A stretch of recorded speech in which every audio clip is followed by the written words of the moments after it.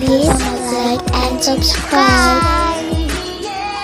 Going to part 2.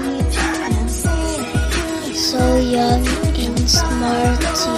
I love it.